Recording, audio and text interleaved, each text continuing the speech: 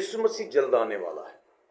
यीशु मसीह क्यों आने वाला है और यीशु मसीह आकर क्या करेगा, ये तीन ऐसे पॉइंट हैं जिनमें इन दिनों में हम कलीसिया के साथ बात करें। तो यीशु मसीह की आमद बहुत करीब है।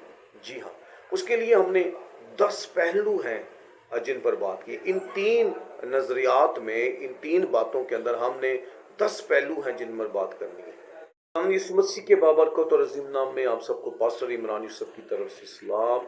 मेरे अजीजों, जब हम मत्ती की अंजील उसका 24 बाब पढ़ते हैं, 25 बाब पढ़ते हैं, जो उसकी दूसरी आमद सानी के ताल्लुक से जो है वो हमें बताता है, जिसके अंदर कुछ ऐसे निशानात हैं, कुछ ऐसी तमसीलें हैं जो उसके आने से पहले खुदावंद यीशु मसीह ने उस दौर में, यानी कि आज से 2000 साल पहले अपने शागिर्दों को बताया, उनको ये सिखाया कि ऐसे ऐसे मेरी दूसरी आमद पर जो है वो होगा। अब जब हम इस वक्त जब 2026 के अंदर बैठे हैं, तो हमें इसके ताल्लुक से जो है वो सीखना है कि यीशु मसीह की दूसरी आमद जो है वो अनकरीब है, जल्द है। अब अगर हम देखें तो यीशु मसीह ने तमसीलों में सिखाया, उस वक्त भी जैसे तूफाने नूह की तरह हुआ था, मेरे दौर में भी ऐसा होगा।